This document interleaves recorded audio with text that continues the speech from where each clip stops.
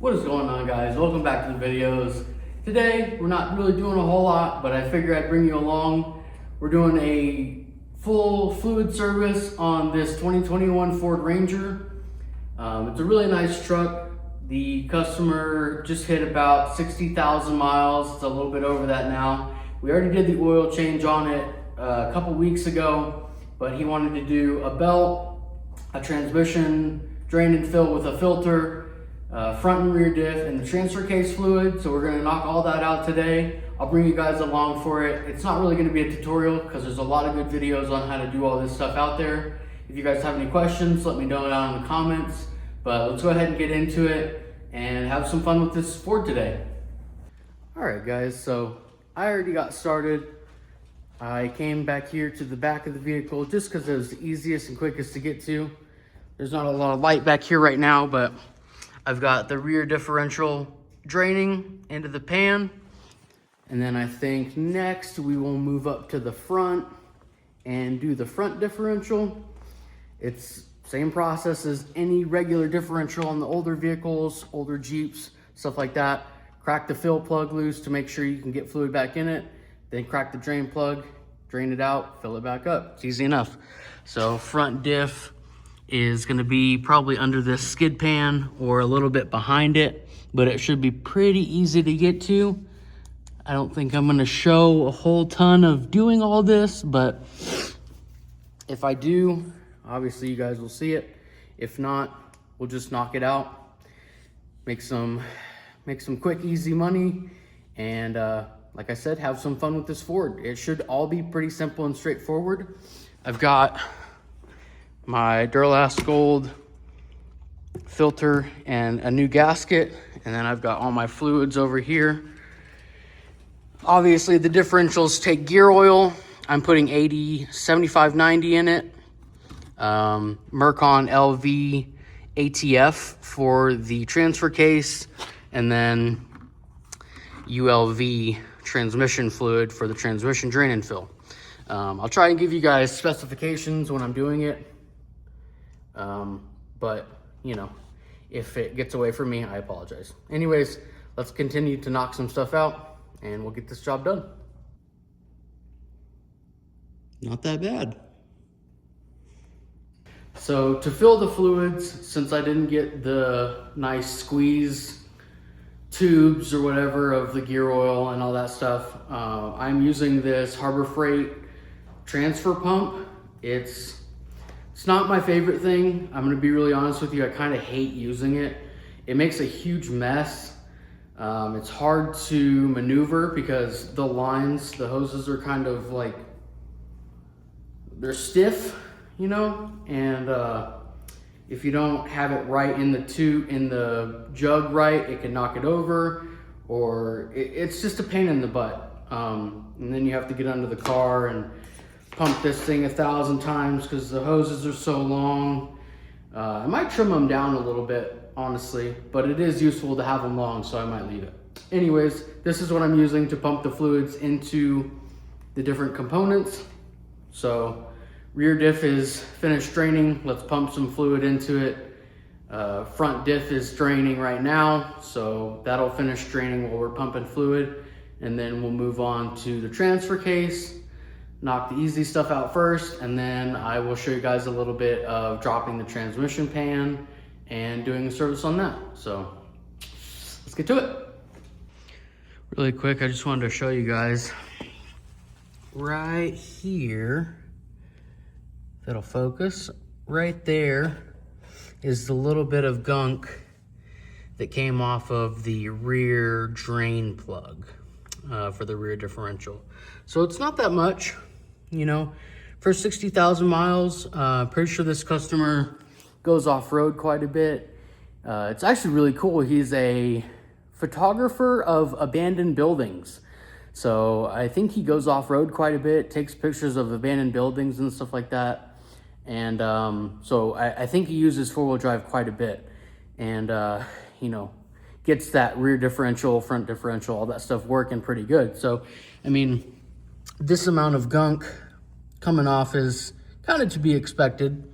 The fluid's a little dark, so I think it's a good interval to go ahead I think it's a good interval to go ahead and do this service. So it's a good thing we're knocking it out. Front and rear diff are drained and filled. Both take pretty much exactly 1 quart. So let's go ahead and move to the transfer case. Like I said before, guys, transfer case is pretty much the same deal as the differentials, except this is a 10 millimeter Allen head. So you guys already know, always crack your fill plug loose first, then your drain plug. If I have to explain why, then maybe let somebody else do it. That was violent.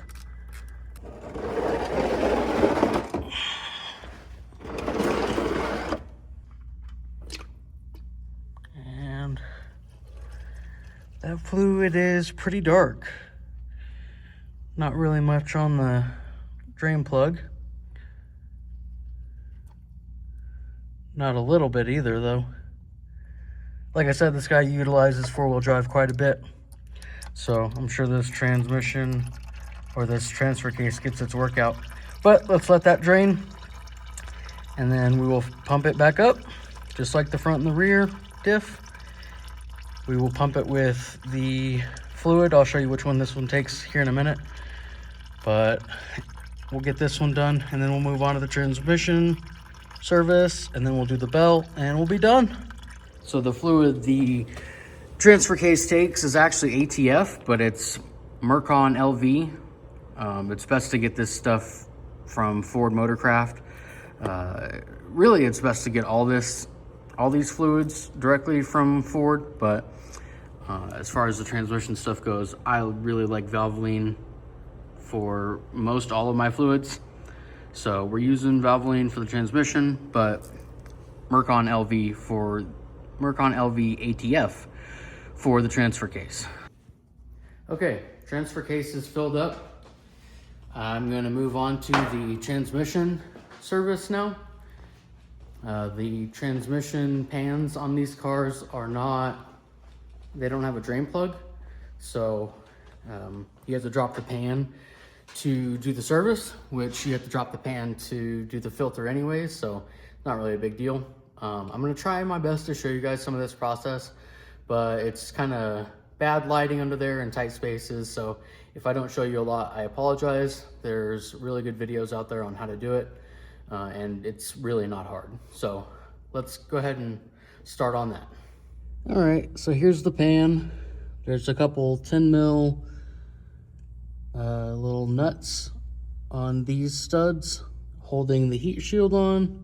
I put the heat shield over there. You guys probably can't see it, but I took the heat shield off. The rest of them look like 8 millimeters, and then these studs are probably like a 12 or a 13 millimeter. So we're going to, I think I'm going to drain it from the rear, just because it looks a little bit more slanted toward the rear. So we're going to take all the bolts out except for the ones up here at the front, and we're just going to loosen those. You guys don't want to pry on the pan or anything with these bolts tight, because this is plastic and it'll crack your pan. So we're going to loosen them and let the butt end of the pan dip down a little bit so we can drain most of the fluid out. And then we will take the pan off. I think while the transmission fluid is draining, I'm going to go ahead and start on the belts. Customer told me there was 2, and I couldn't find 2, so I only ordered 1, but there is 2. 1 there and 1 there. So I'm gonna have to get another belt coming and figure out how to take these belts off, and then we'll get the new belts on, finish draining the transmission, and finish this job up. So the belts are actually pretty easy to get off. You guys saw me take off this radiator shroud. It's 2 8 millimeters on each side, and then 2 10 millimeters that go in this way on each side. And then you unclip these breather hoses right here and here. They're really easy to unclip. You just push the tabs back and pull the yellow piece out, pull it right off. That shroud comes out, pull the shroud out, and then your first drive belt, you got your 14mm tensioner right there. Put your ratchet to the on position, spin it to the right, pull your belt off, and then you'll have to wiggle it around your fan. Pull it around your fan and out, and then your second belt, your tensioner is right here. Don't use the bolt on the head because you have to turn it to the left, and if you try and use a socket on the bolt head, it will just loosen that pulley. So what I did was take a adjustable wrench and this little like arm or piece here, you put the adjustable wrench over it. I'll show you guys. Basically just like that, and then you turn it to the left and pull your belt off. That one you don't have to route around the fan, so you just pull it off, easy enough. So while we wait for the second belt to come in, because that one has to go on before the other belt, while we wait for that one to come in, we're going to finish up the transmission drain. I'll show you guys a little bit more of that, and we'll keep knocking this out. Okay, now that the pan's off, you can see the filter. Pretty easy to get to. There's a bolt here. It's an 8mm. There's a bolt on this side. It's also an 8mm. And then this whole thing should pretty much just slide right out. There's gonna be a lot of fluid, so have your pan ready or be ready to clean up. So filter's off. Let's get the new one installed, pan back on, and we'll start pumping it back full of fluid. Well, that belt's too short. God damn it.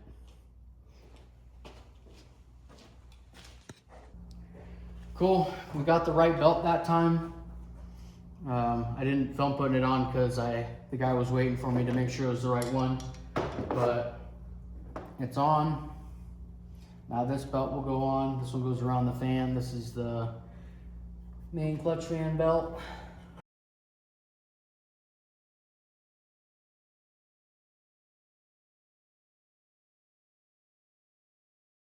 Yeah, Christ, that one was a little bit more difficult, but not too bad. It goes kind of like that.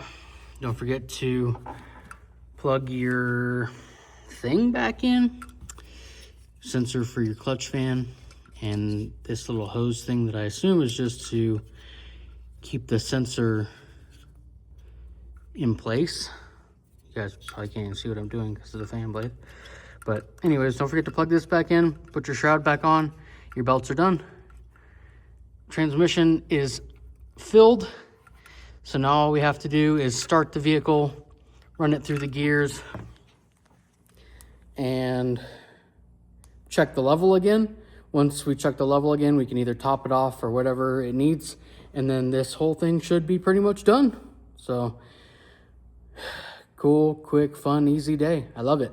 I also love working on like newer vehicles, not necessarily because of like the electronics and stuff, but just because all of the bolts and drain plugs and fill stuff, none of it's like seized or hard to get off or, you know, rusted or anything like that. Everything's, you know, still relatively new and easy to work with. So I do enjoy that every once in a while. But anyways, guys, let's finish this up and we'll close this one out.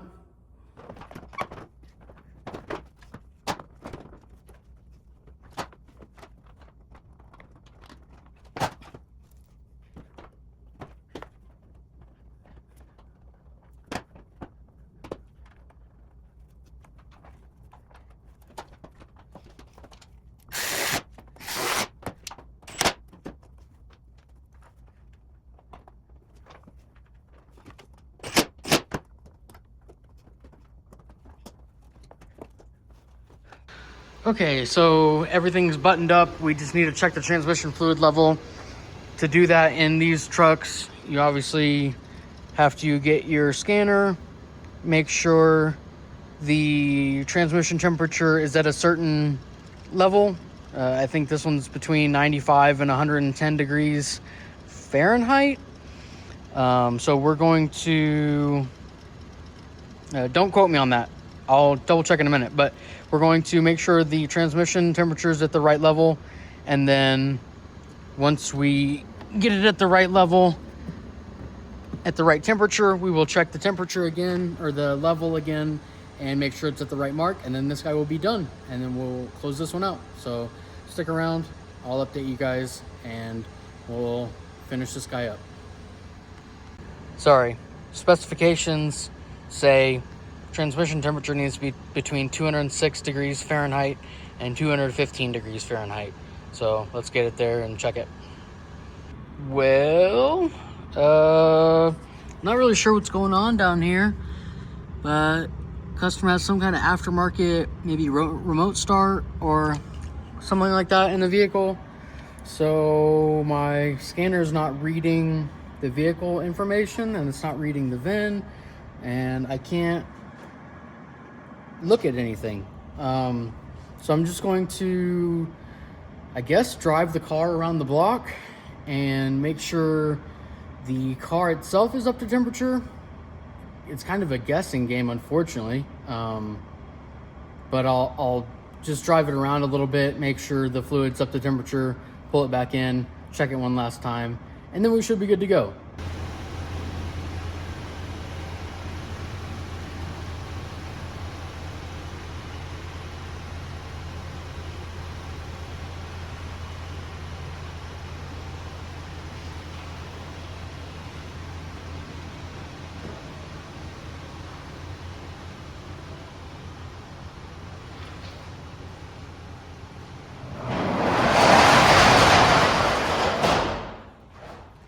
Well, there it is, guys. The truck is all finished up. We went for a test drive, drove great.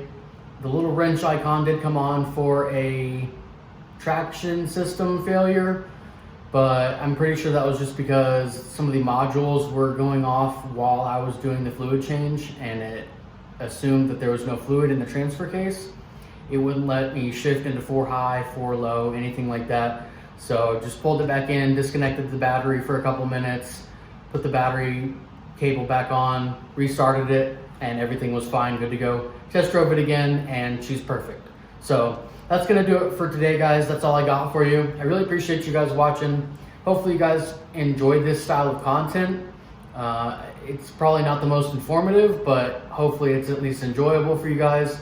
If it did help you guys out, or if you enjoyed it, please leave a like, subscribe to the video, leave a comment, all that good stuff, and we will see you guys in the next one. Peace.